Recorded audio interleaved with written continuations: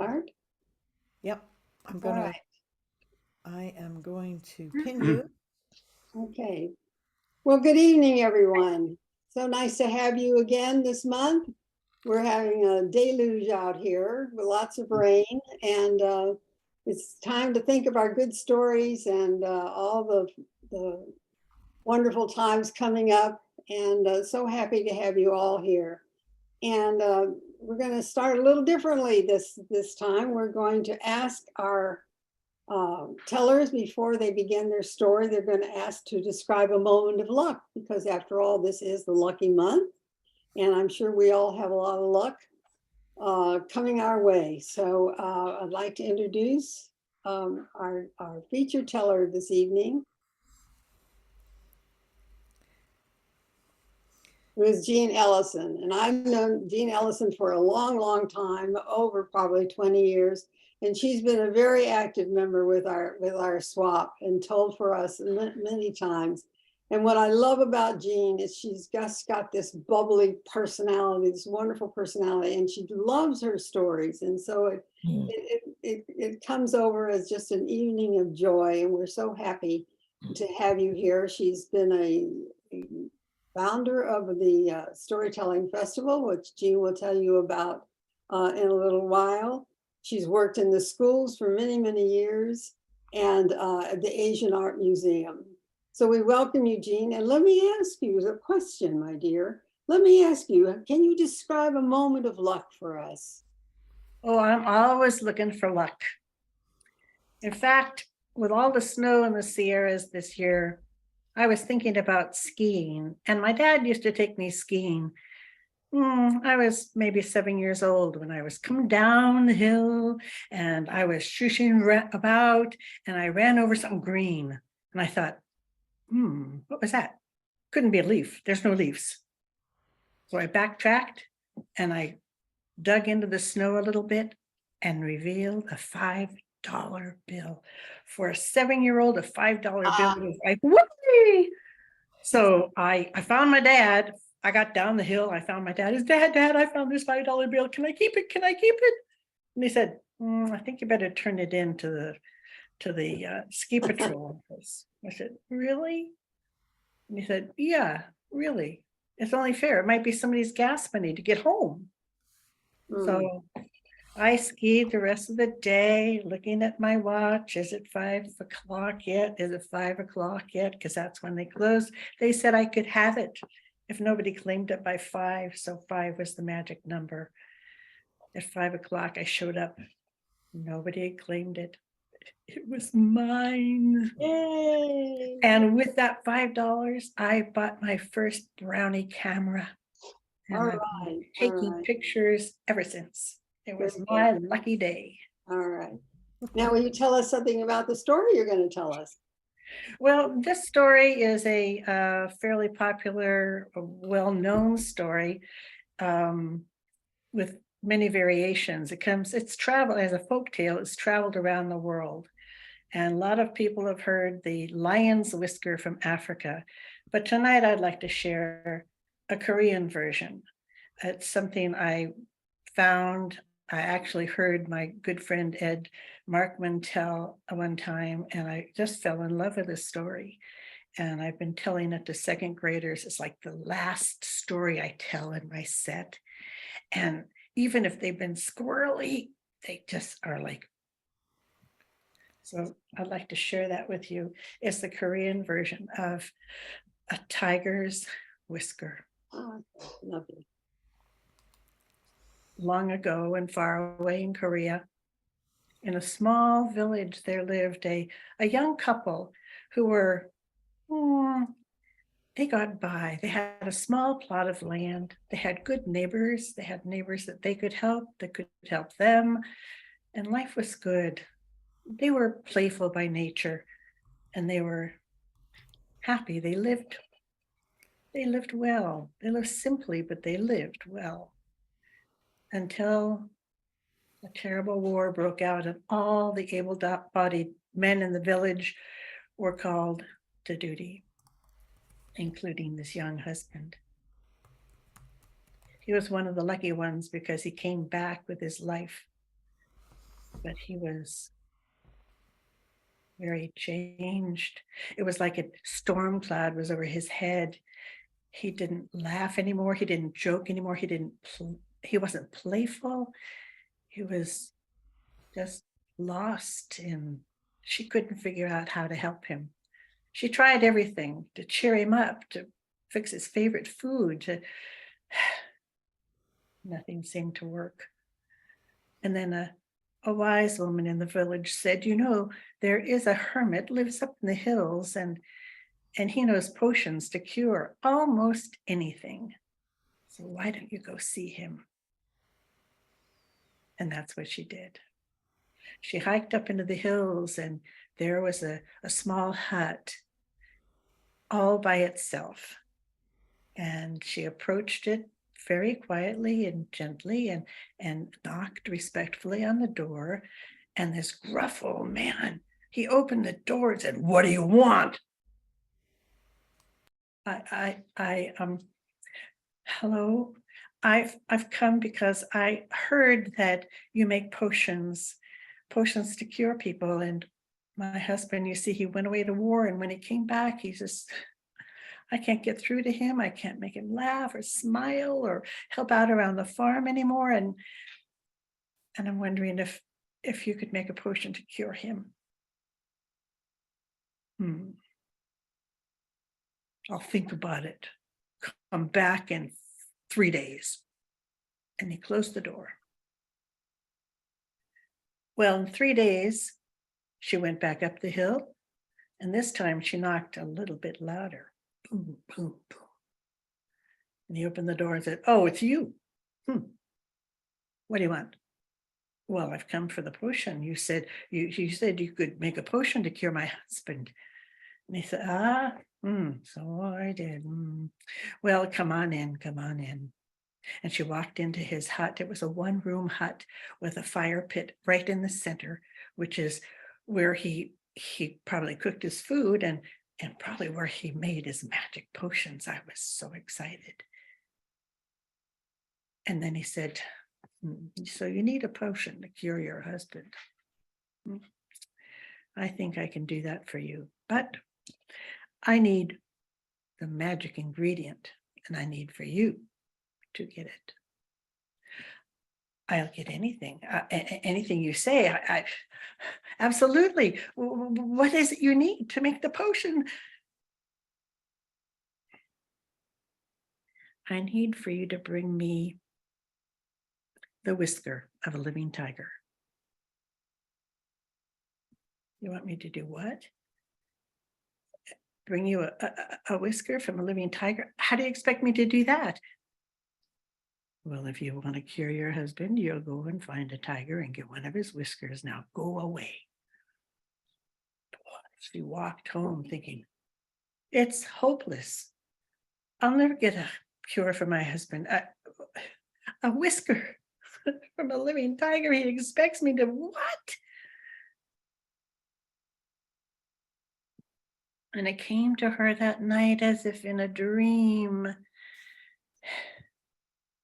And she went into the kitchen and she got a bowl, just a nice bowl, and filled it with rice and meat, and carried it carefully up into the mountains, across streams, around big boulders, through the forest.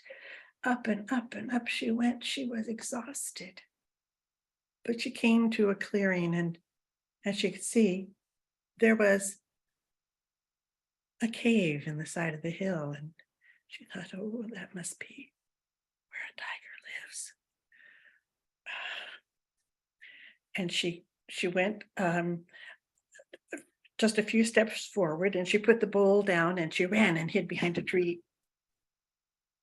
She didn't breathe. She waited. She was terrified. And then she could hear something coming from the inside of that cave, and it came out of the cave sniffing the air.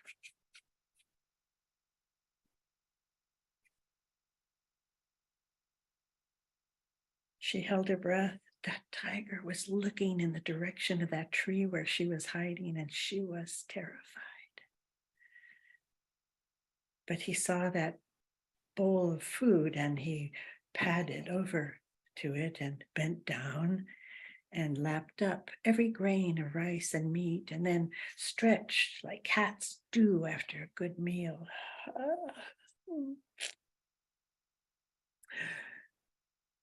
Kept looking over there by that tree where she was hiding, thinking, went back inside the cave. And when she couldn't hear it any longer, when she couldn't sense the footprints, the heavy padding of his footprints going into the cave, she came out from her hiding place and she picked up the bowl and she went home. Oh, this is terrible. This is terrible. But I got to do it tomorrow. And she did exactly the same thing. She went to the kitchen, got a bowl, filled it with rice and meat, and started that journey back up through the mountains, around big boulders, across streams, through the forests, until she came to the clearing with the cave and the mount and the tiger inside. And this time she put the bowl of rice and meat just a little bit closer to the entrance to the cave, and she ran back behind the tree and she hid, and she held her breath, and soon she could sense the tiger's huge body coming out of the cave and padding out and sniffing the air.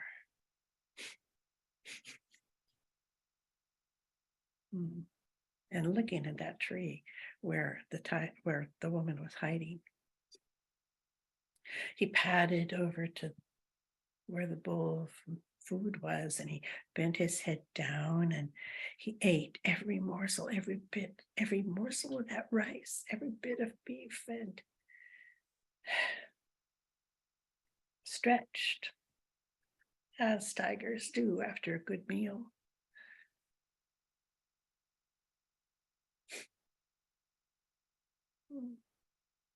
And padded back into his cave.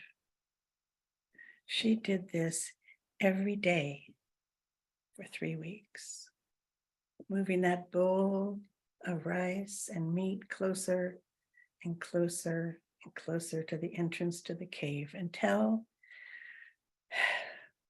the day she decided to walk right up to the entrance to the cave and put the bowl right in front of the entrance. And she stood there. She didn't run and hide. She stood there. Oh, she was terrified. Okay, I'm at the swap. She could hear the tiger moving. She could feel the earth moving under her feet from the weight of his feet in the inside of that cave. Okay, I hope you're coming on, Terry. I can't answer the phone right now. I don't seem to have you there. Thanks. The tiger was coming towards the entrance to the cave, and she could feel the air being pushed as he moved through the cave. And then when he came out into the clearing, he looked at her. He looked at the food, and he looked at her. She didn't move. She didn't run away. She didn't run and hide. She stood there. And then, in a sign of deep respect, she took her hand and put it on top of the tiger's head and addressed him as Uncle. Uncle Tiger, I have come with a very special request. I mean no harm to you. You see, my husband went away to war, and when he came home, he was so changed by what he had seen in the war that he couldn't speak to me. He couldn't help around the farm. And I went to the hermit, and the hermit said he could make a potion to cure my husband. And I need to take a whisker to him in order to make that potion. And that's why I'm here. She reached into her pocket and took out a small pair of sewing scissors. And she went down his large face and took one whisker and snipped it from his face. And said, "Tiger, I thank you more than I can say. Thank you." With that, the tiger bent down and ate every morsel of rice and meat in that bowl. And he stood up and he stretched like cats, tigers do after a good meal.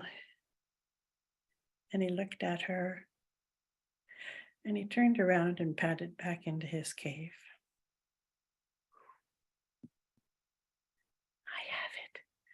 I have the tiger's whisker.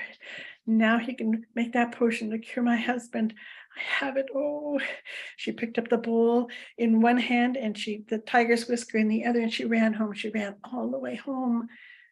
But by the time she got there, it was too late to go to the hermit's house. So she sat up all night long and held that whisker.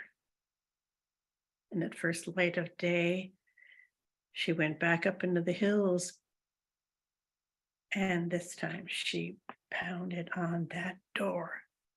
She said, "I have it, I have it, I have it." And he opened the door and says, "Oh, you, well, come on in." And she went inside and said, "I have it, I have the tiger's whisker. Now you can make that potion to cure my husband." And he took the whisker from her fingers that she had held so carefully that night. He examined it in the flame of the fire and then dropped it, and it went. "What have you done? You don't know what I've been through to get that tiger's whisker so you could make a cure for my husband, and you just put it in the fire. What have you done?" And then that gruff old hermit put his hands on her shoulder and said, "My dear, you need no potion from me. Now you go home and show your husband the same patience and tolerance and kindness and affection that you showed that tiger, so that you could get that close to get a whisker from his face. I guarantee your husband will be cured. Now go home. Go home." She walked home slowly that day, thinking about all that she had been through. And it was true. As the days and the weeks and the months passed, her husband started to smile again and help out around the farm again and be playful and tell jokes and be fun once again. They were able to raise a fine family, and they lived many happy years after that. And that's the end of my story, The Tiger's Whisker from Korea. Thank you.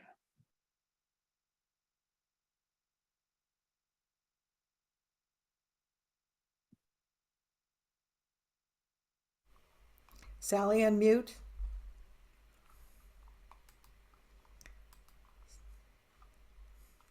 Okay, there. Okay, sorry.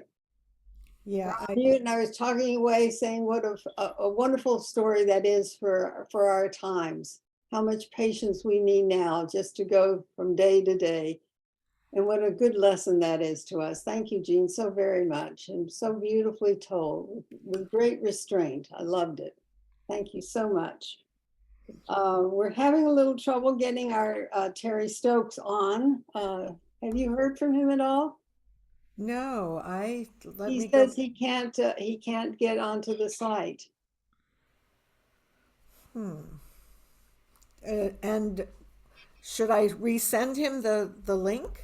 Yes, Make sure he gets the password too. Sometimes if you just type the password number, wrong, you won't get in. That's happened to me before, and I have to go back and look and see where I made the mistake.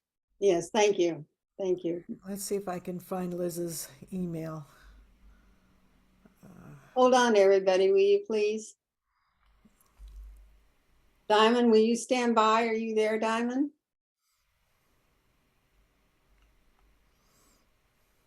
Diamond?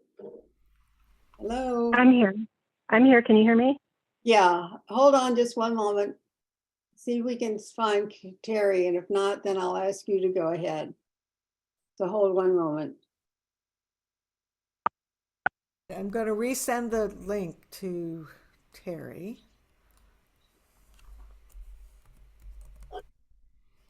Stay with us, everybody. Have patience. Hold your whiskers. All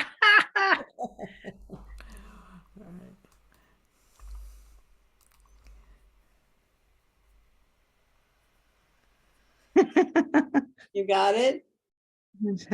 I've sent it to him. There he is. Oh, nope. Nope. No. And now I have lost Sally. Sally? Oh, there you are. Sorry.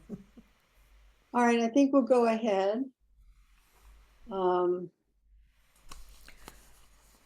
We're going to do Diamond next, so I'll pause the recording.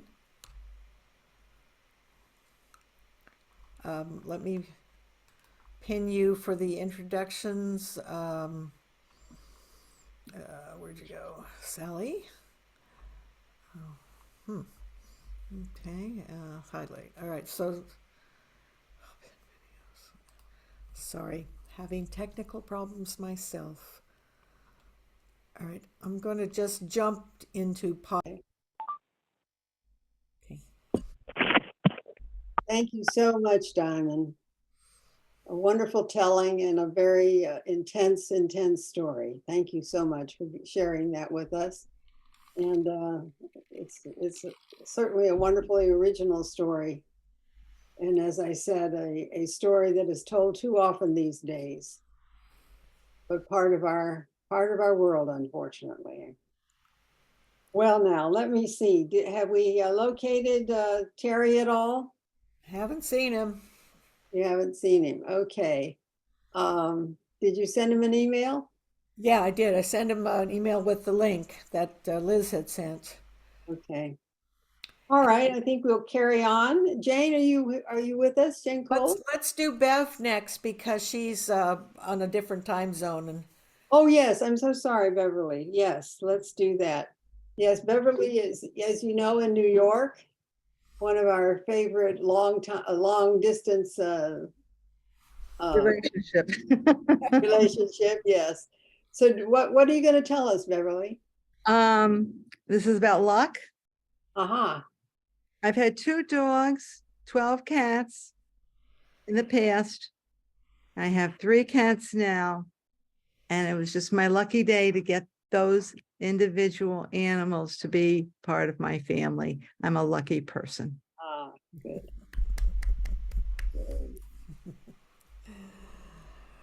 Okay, the name of my story is The Surprise Mother's Day Party. It was in my 4th year of teaching 2nd grade. I had the best class of the 4 years that we just all clicked. They were such a fun class to be with. I could do plays with them. The girls were very outspoken.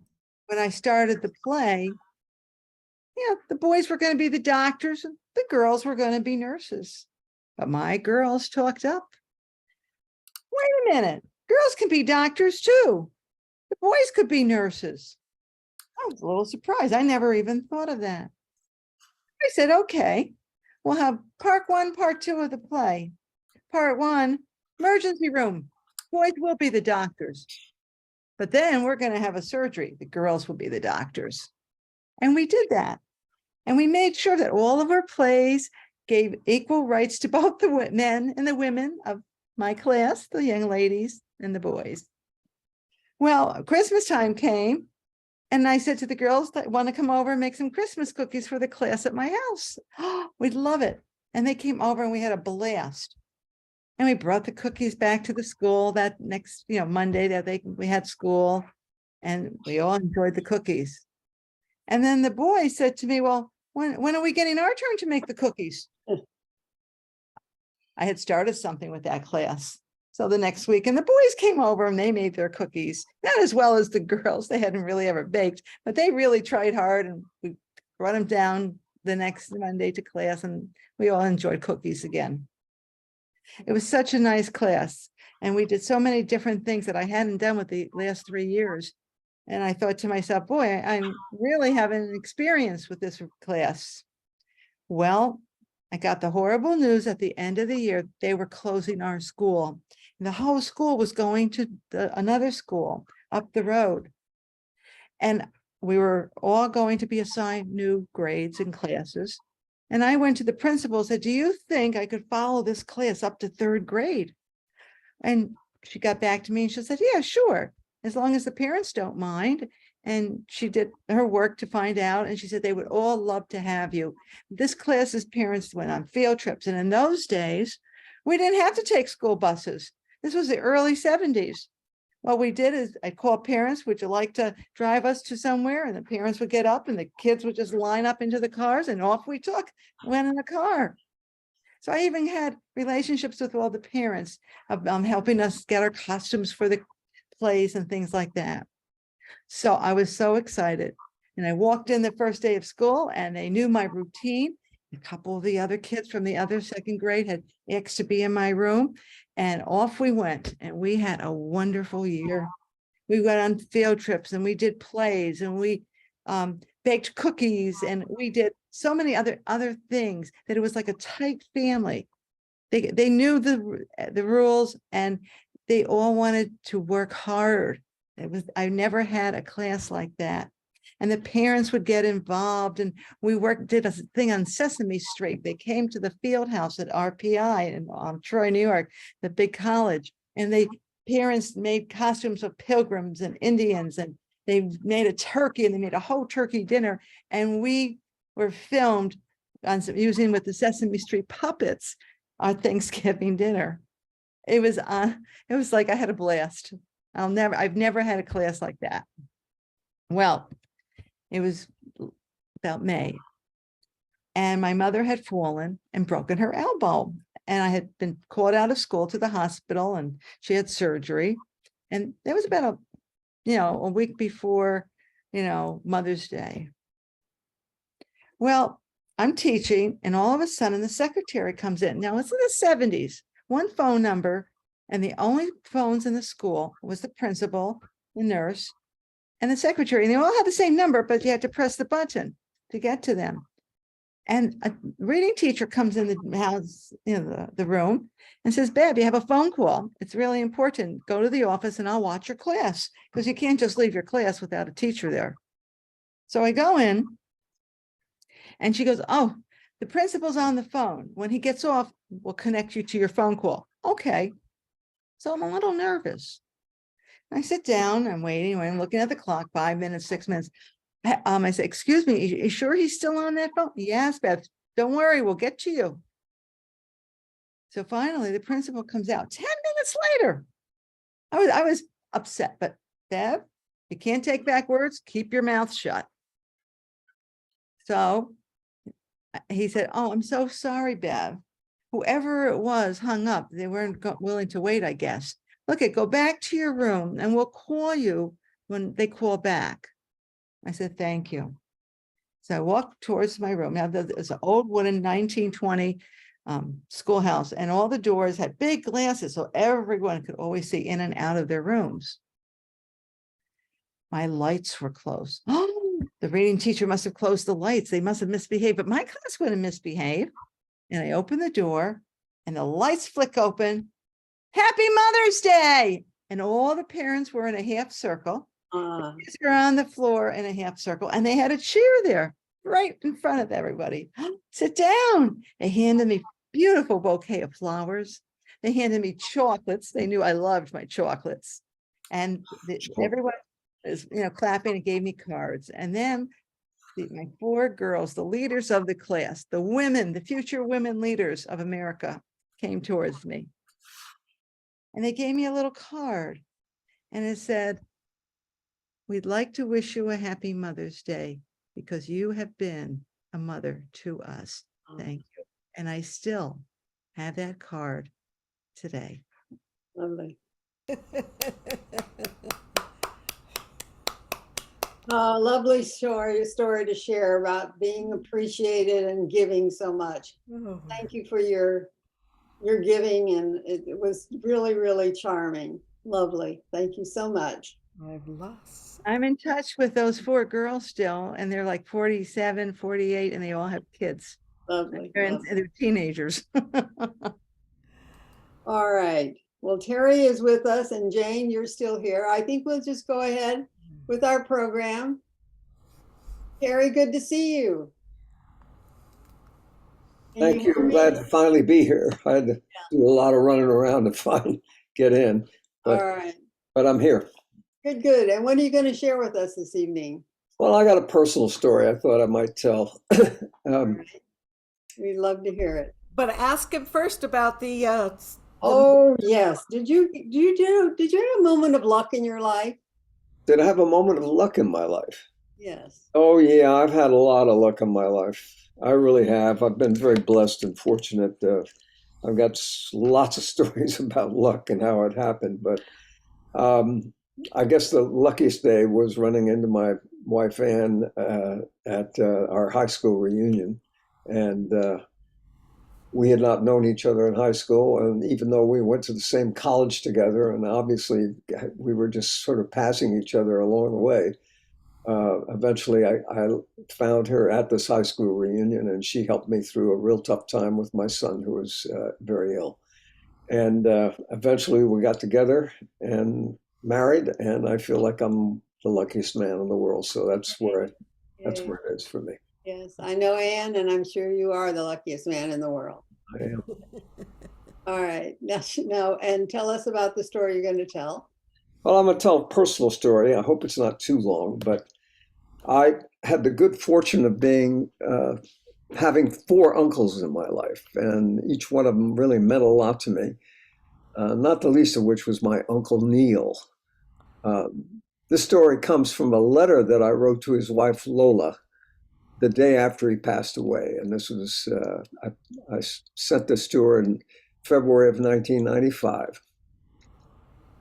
Dear Lola, I drove from Tucson to Albuquerque, New Mexico, over 400 miles of almost nothing but flat, barren desert, and the horizon broken only by occasional renegade outcroppings of rocks and boulders. And it was a perfect place with a mellow tape in the deck for meditation and thinking about my Uncle Neil and all the memories I had of him. It came flooding back to me, and driving really triggered one.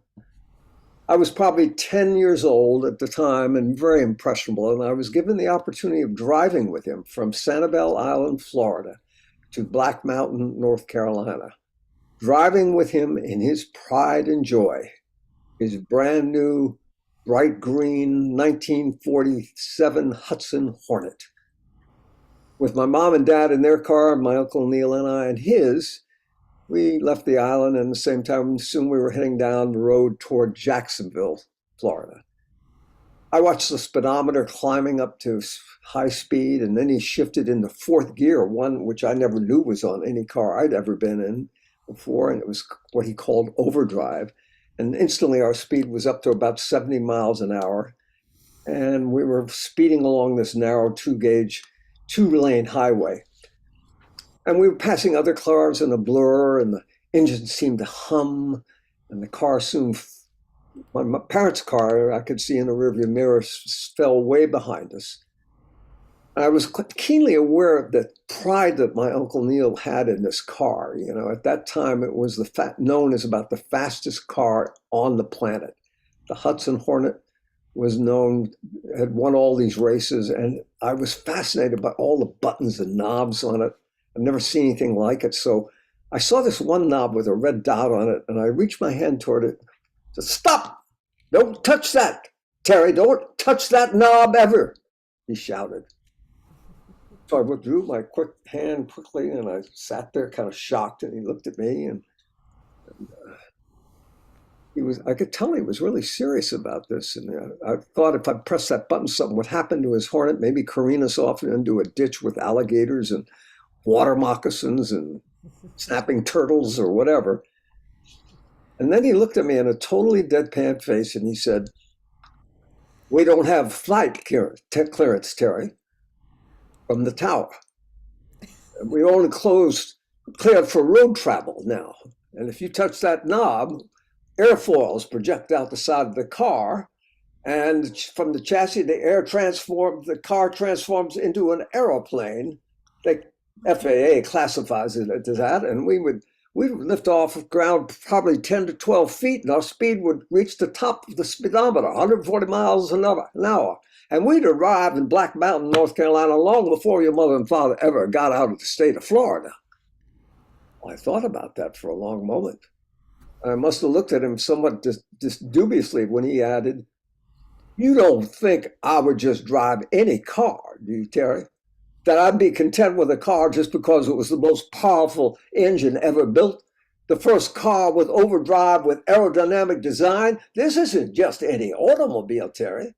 This is a Hudson Hornet. And Hornets fly, don't they?"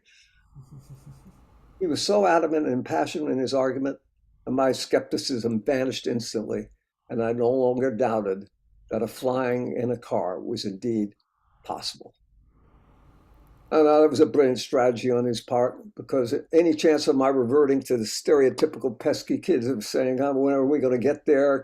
How far is it?" The long trip from Sanibel Island in Florida to North Carolina just went by in a flash, because I just stared at that red knob and looked for places where I thought that would be good to put out wings so that we could get there sooner and fly above the ordinary mundane traffic below. And hours and miles literally flew by.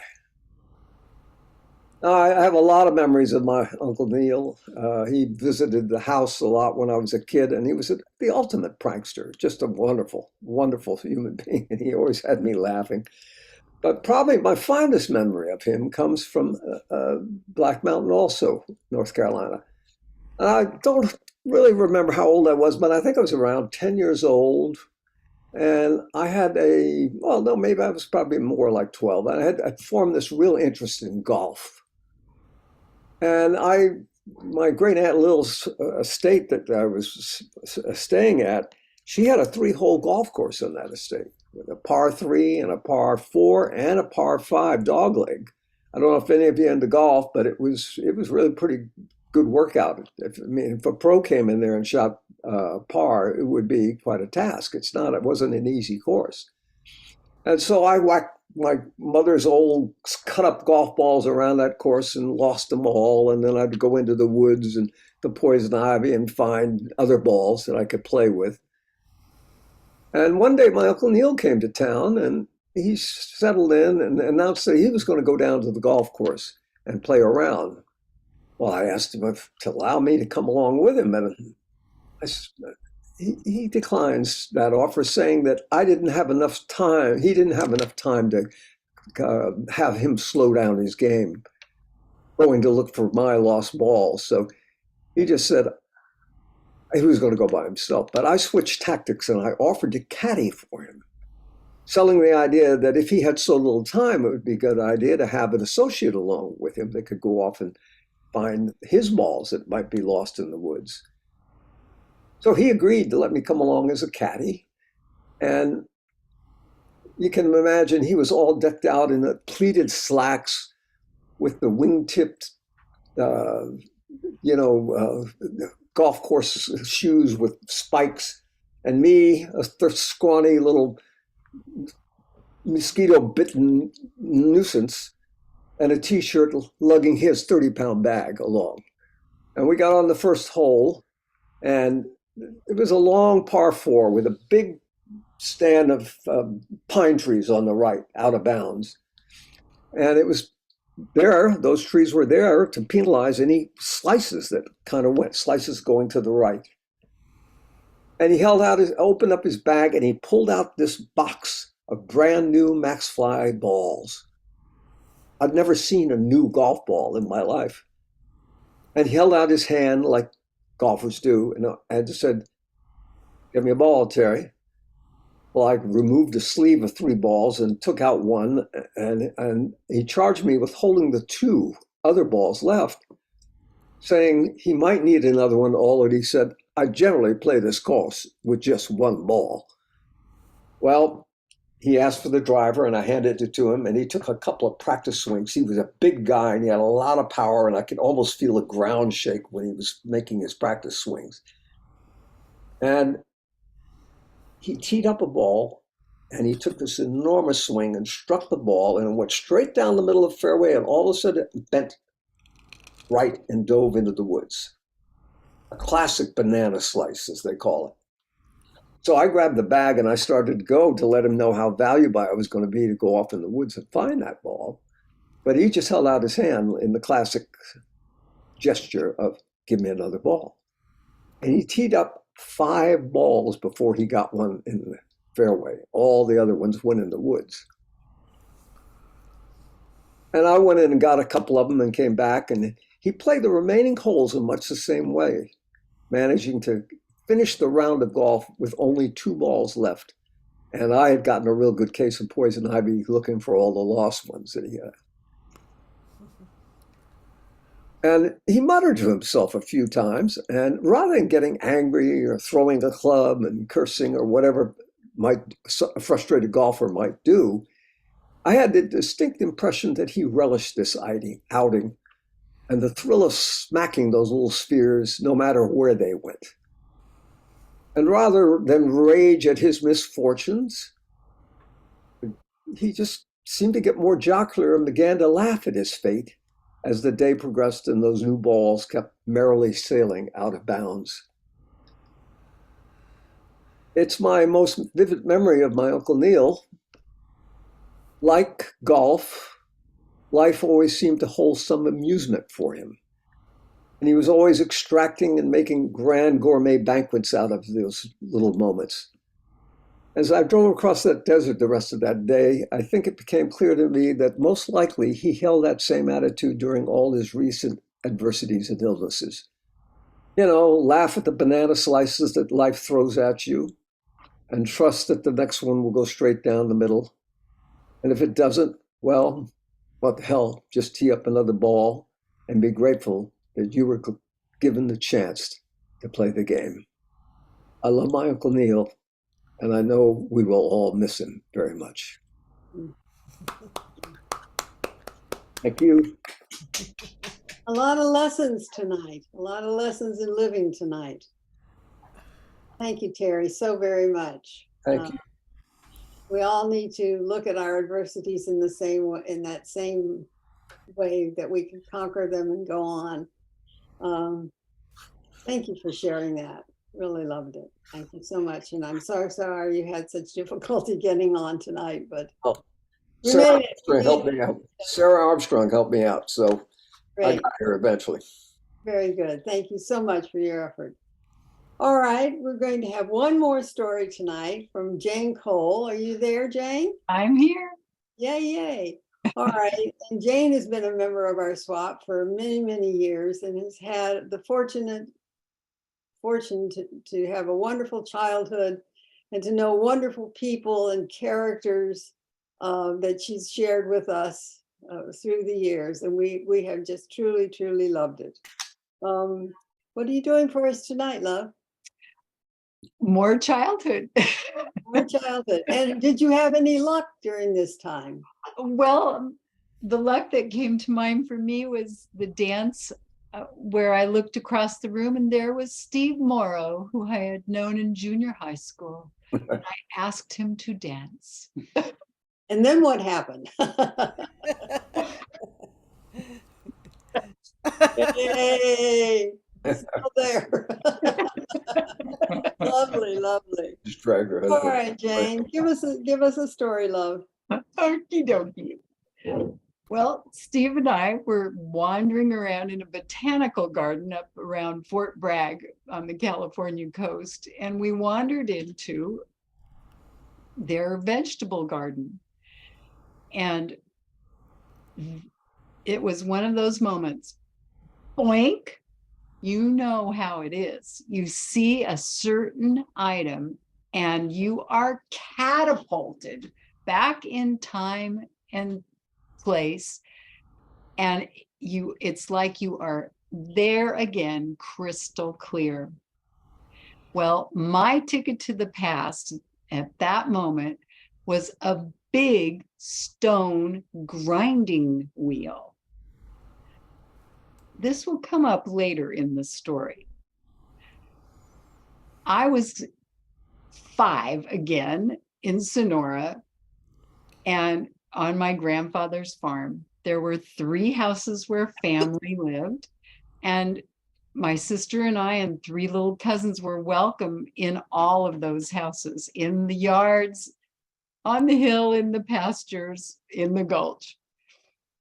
We were so welcome that if you had a bladder emergency, you could run in any of those houses yelling, potty, potty, potty. And sometimes we even had time to say, please. We were very little. Oh, I just blanked where we were in the story. Oh, in these houses lived family, of course. And for Linny, Petey, and Danelle, for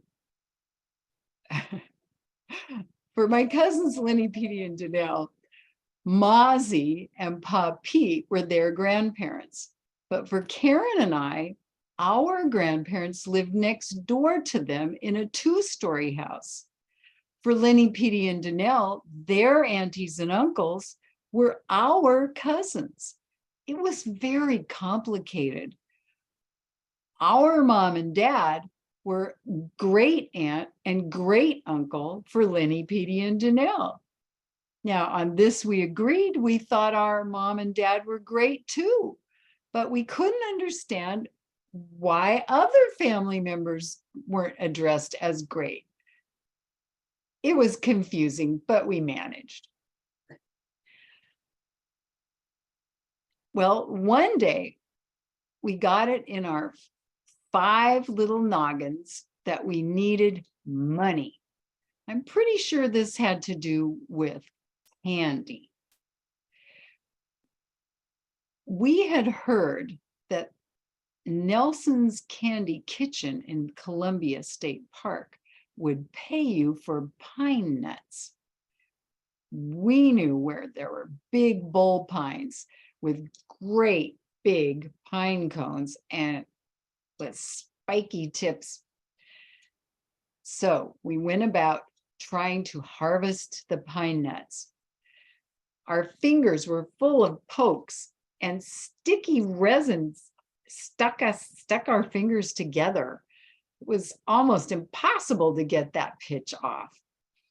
And that was before we even tried to deal with the pine nuts that were inside. Now, the pine nuts are hard. Here's one, here's another. And to break them open, we tried rocks and sometimes pilfered hammers from family garages. Tap, tap, tap, wham! Our goal was to avoid smashing the nut inside the seed, at the same time avoiding smashing our fingers. We were quite little, but it didn't take us long to figure out that was just not going to earn us a pile of money. So we racked our brains. How could we make money? We didn't have anything. Our pine nut venture had failed. Then, aha, all of the family gardens had flowers. We went directly to our grandparents' garden. We went through the garden and picked carefully many beautiful flowers. Look, this one's so big. Oh, looky, this is my favorite one. Oh, these little ones are so cute. When we'd gathered enough, our little fivesome tumbled onto my grandmother's front porch. We knocked on the door and Grandma opened the door. She saw 2 little granddaughters and 3 great-grandchildren there on her porch with arms full of flowers. She greeted us with a beaming smile and said, "Oh, thank you." We said, "Oh no, Grandma, we aren't giving these to you. These are for sale. We're selling flowers."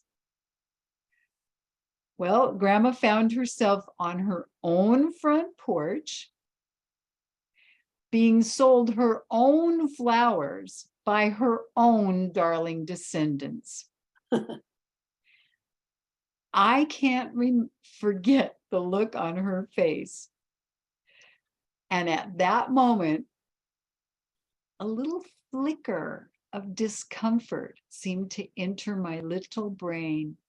A little gnawing gremlin of guilt started squirming around, but not for long. Without missing a beat, Grandma said, "Oh, well, let me go get my purse." Off she went, back in a moment. She gathered slightly the worse for wear bouquets from each little cherub and carefully doled out a penny in each of our sweaty little green stained hands and thanked us.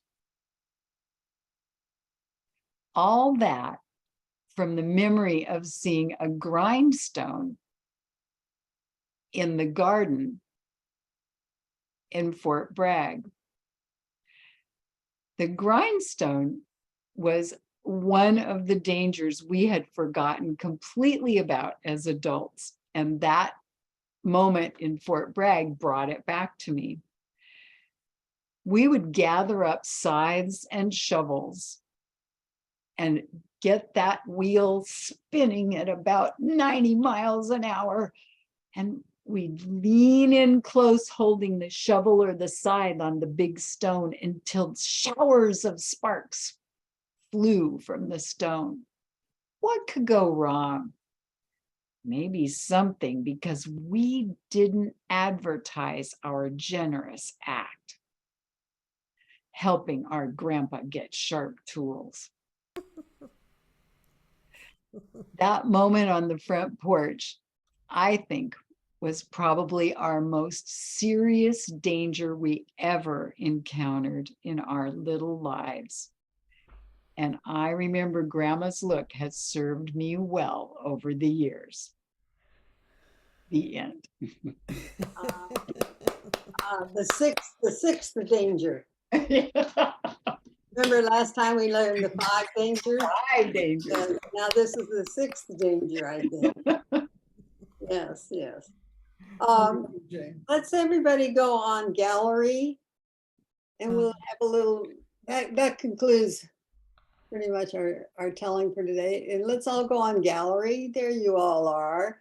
And does anybody else would like to share their luck with us? Did anybody have a little piece of luck they would like to share? Yes, Ida. No, you have to, no sound. Mute, unmute.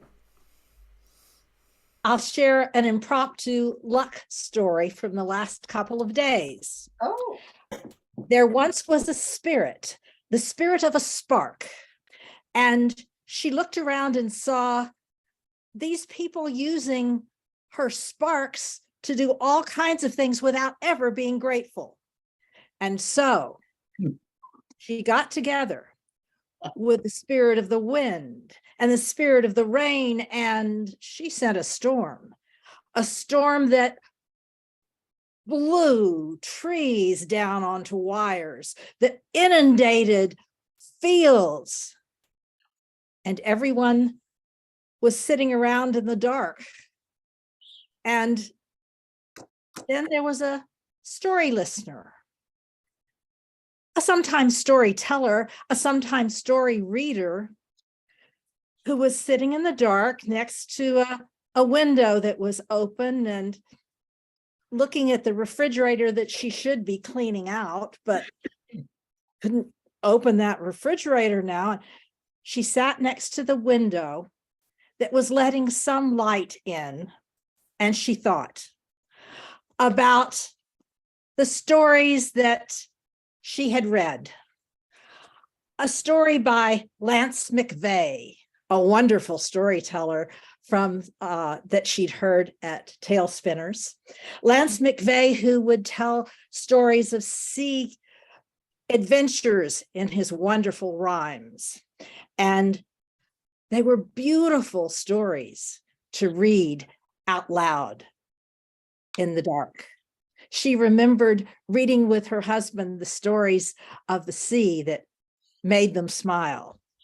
And then, well, there was a book sitting on the table that, yes, she'd meant to get around to reading it, but she'd been so busy. She'd picked it up at a wonderful bookstore in Portland, Powell's, great bookstore, The Serpent Slayer, with wonderful tales of strong women, including one about a tiger's whiskers, the variation from Egypt even.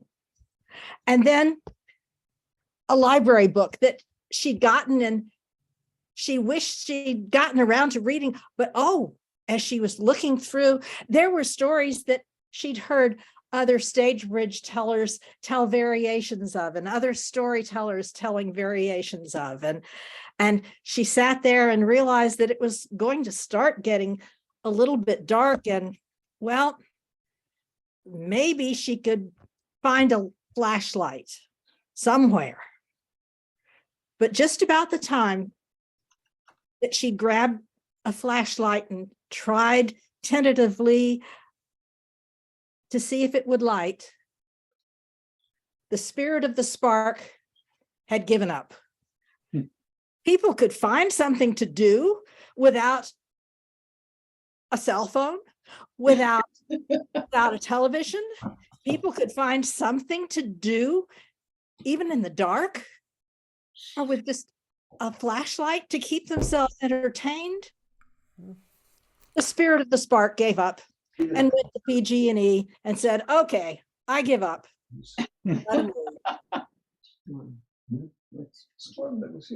Oh, all right. The power was out for 12 weeks. Okay, all right, lovely. Does anybody have a brief, one sentence? One sentence, you all. Yes. Who's that hand? Me, Nancy. Hi. Hi, Nancy.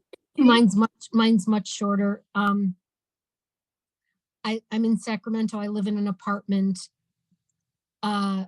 It's a non-smoking apartment complex. Okay. The people above me and the people next to me smoke pot. I have a lung condition. This is not helping me. No. The most blessed day of my life was when those people moved out and I could open windows. And I'm not smelling it through the vent. And I'm like, thank you, God, I love you. Mwah. All right, all right. Good, good. Yes. I've got one. Okay. Very short, very short. I was very, very lucky that my birth control that was 99% effective failed 50 years ago, and I have a wonderful son. Oh, that's your day of luck. All right. All right. I thought I'm putting it in present tense, so sorry. Okay, lovely. Anybody else have any luck along the way? A sentence worth of luck? No? Oh, How all right. about Sally? Yes. How about you telling a story? How about me telling a story? Well, all right. I'll tell a little story to go out with.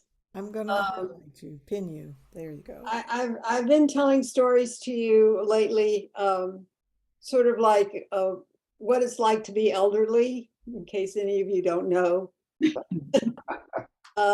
And so this, I was with a group of my lady friends, and we started talking about senior living, you know, the different kinds of facilities that are available and the cost of it and the whole thing. And I realized, because I told you a story last time about memory loss, I realized that I could bring up my first apartment that I saw it absolutely clearly, and I knew that apartment, and I was just amazed. And so I thought, if I can remember this, I'm just going to tell them about it. It was in New York. I had graduated from a small liberal arts college with a BA. I had wanted an MRS, you know, marriage, ring, and status, but it didn't come. And so now I decided, well, I'll have to do something, maybe have a career. And I had never worked. I need to change this view. Hold on one second. I'll unpin you. Is that better? Well, no, I'm just teeny tiny. I want to go. You're large on screen though, Pat. Sally, Huh? you're Like- large on screen for us. For us, you're Well, I'm pinned. not for me. Well, you don't, you're not for you, but you are large for us. And All you're right. talking, so Okay, your well, story is to us. okay. So I thought, well, what am I going to do with my life? And I decided I would have this career. I would become a buyer in the women's couturier department of Marshall Fields in Chicago. Now, I had never even had a job as a salesperson, so I decided I better get some information and found a school called Toby Coburn School for Design and Fashion in New York. And my father said that he would rent an apartment for me. He had a office in New York, and he would call it a business expense, and he would rent this apartment for me for 9 months so that I could get this degree. Well, I got to New York, and I got to the building where the department was, and it was on the 5th floor of a high-rise apartment building overlooking Park Avenue. And I opened up the apartment, and I thought, this is mine. This is mine. And you walked in, and there was this little narrow hall, and there was a closet on this side. And then you walked further, and there was a dining room with absolutely hideous wallpaper. It had green leaves with white hibiscus and something gray running through it. And I thought, well, that has to go. And then I walked into the kitchen and opened up a drawer, and there was a huge cockroach. And I screamed and called the manager, and he said, well, I'll get an exterminator. And to this day, I cannot open drawers in kitchens that I don't know. And then I decided, and then you came out of the kitchen, and you turned right, and there was the living room, and behind that was the bedroom. And I decided that the first room that I would decorate in this apartment would be the bedroom. And so I was standing in front of Macy's department store looking at furniture, and these 2 young men came walking down the street and stood beside me, and they started talking, and I started talking to them and told them I was decorating my first apartment, and they said that they were decorators. And I believed them and invited them to come to my apartment, and they looked all around, and we decided to do the bedroom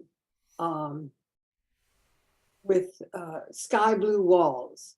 And so they painted the walls sky blue, and I bought a unfinished pine dresser and took the legs off, and they painted it like the rainbow, and then we mounted it on the wall, and it was supposed to be this rainbow dresser floating on a wall of blue. My father saw that He thought it was hideous.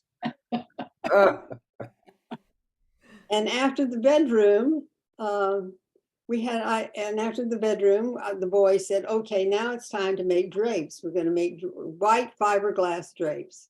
And this was 1956, and fiberglass was the right name for this fabric because it had like little tiny hair-like pieces of glass in it. And it was so heavy, One of the boys put the presser foot under his shoe, and I put the sewing machine on the floor, and I would say, go!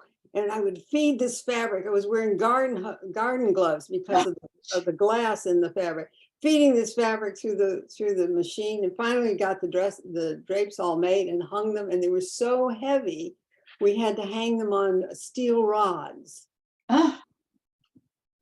damaging the wall. And I got a fine for that. I got a message from the manager that when I left, I would have to pay for the walls.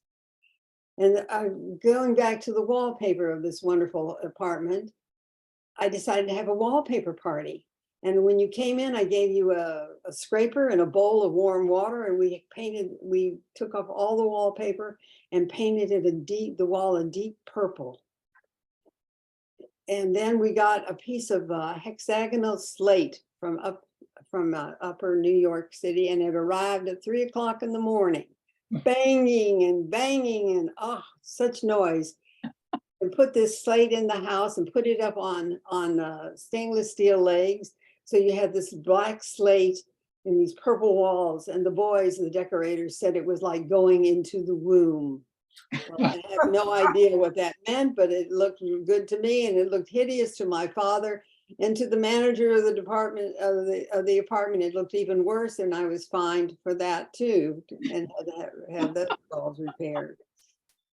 So then we got to the living room, and now it was time to decorate the living room. And what did we do? We bought foam mattresses, and I covered it in deep purple fabric. And then we bought pillows, maybe 25 pillows, and just threw them all over the floor. And it was wonderful. We would come in and have our meals on the floor, perched on these pillows, and drinks on the floor. I thought it was wonderful. My father thought it was hideous. Yeah. I bought him a leather recliner. So And that sort of ended that. And when the time of the 9 months ended in this wonderful apartment, I had fines from this manager of the yin yang, but I loved every moment of it. And I came home having graduated from this school of design and did get a job as a buyer, an assistant buyer in the basement of Carson, Peary and Scott in Chicago. And that is my little bit of luck. Yes.